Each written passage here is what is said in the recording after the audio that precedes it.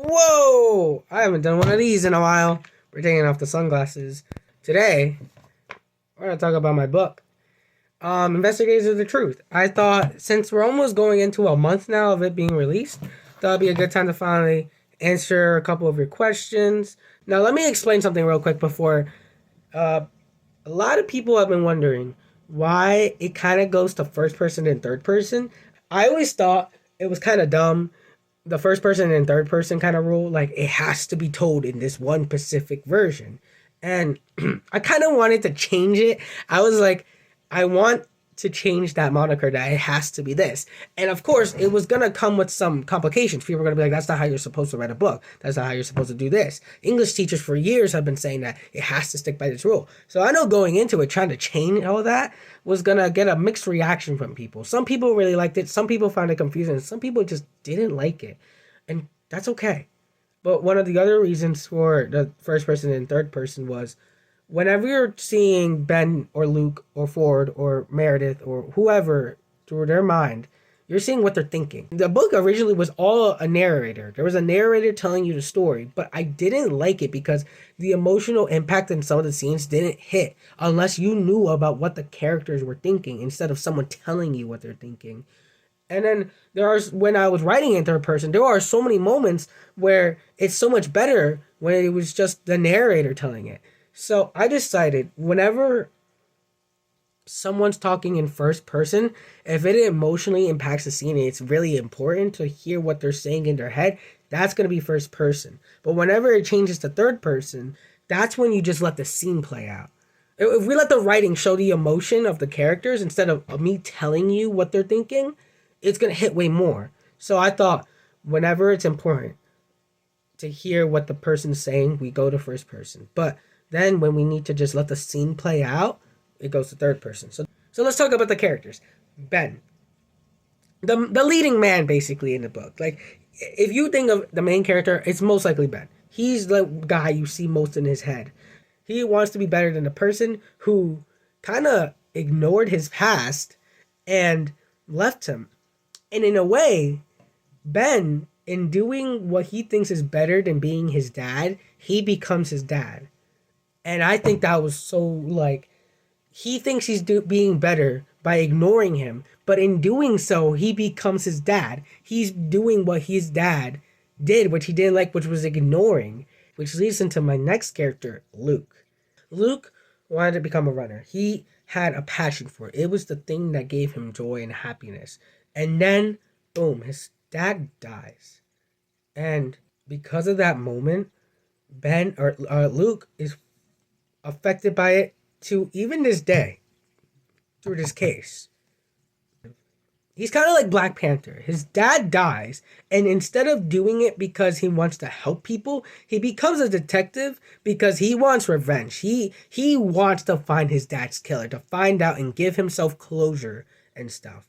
And he lets that one moment define who he is to this day. He lets it consume him. And those two things, where someone can have an experience like that and want to ignore it, while the other one lets it consume him and like change his path. I thought those were like the two main things I see in stories. Like, you see in characters, like some characters have a very traumatic experience, like Batman, who never stops talking about how his father and mom died. That's the thing that changed who he is today. And then like a character who would ignore his past. I don't know who's a good example of this. Probably like Percy Jackson. He never wants to talk about his father. He's always like, I don't like that guy. He's that. There's always those two things. So it was like those two ideologies. Like, what's better, ignoring or letting consume you? And then I let it clash with the two characters. Ready? Here's the cool part that when writing this, Ben ignores his past, right? He's like, I don't want to talk about it. I don't even want to, like, I want to live now. I don't want that moment to define who I am now. That he is no longer in my life. He's not going to be in control. My dad's not going to be in this narrative. I am going to be me. But in doing so, and in ignoring his past, he's indirectly being like Luke. He ignores it so much that he lets it consume him to that day. He lets that one moment define who he is now by ignoring it, and vice versa. When Luke lets that one moment consume him to that day, he's ignoring the lesson of what his father told him was to live your life and enjoy the moment. But Luke is so like defined by that moment, he kind of ignores what his father wished upon him. So no matter how you look at it, between these two ideologies going against each other, they in the end of the day, they're being one opposite of a coin, yet being the same coin. And that's kind of cool. What inspired me to make this book? There was a lot of things actually. Supernatural, Knives Out, Conjuring, Insidious, Gravity Falls, Hamilton, Percy Jackson, Raymond's Run, Edgar Allan Poe.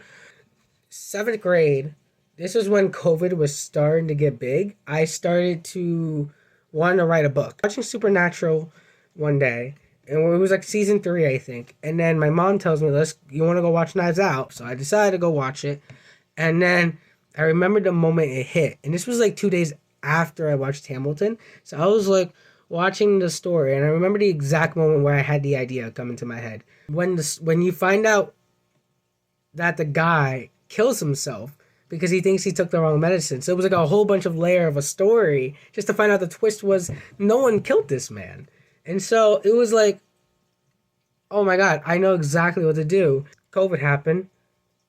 I started to work on it. It was like, I think 4 years of writing it and stuff. I remember the first year was just getting the story down. Like, what do I want the characters to go through? What is their arc? What is their name? To like work together, like Sam and Dean from Supernatural, or Peanut Butter and Jelly, like stuff that works together hand in hand. So I was like, Luke and Ben.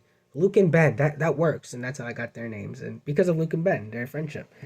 Side characters are gonna happen. What's the villain? What's the theme? What's the thing I want to tell people about? Then eventually got the story, started writing it. I think it took the next 3 years to make sure it's everything I wanted it to be, make sure the grammar was right, make sure this and that. And even then, people still tell me that some of the stuff I made mistakes, like too many commas or the grammar is not good enough.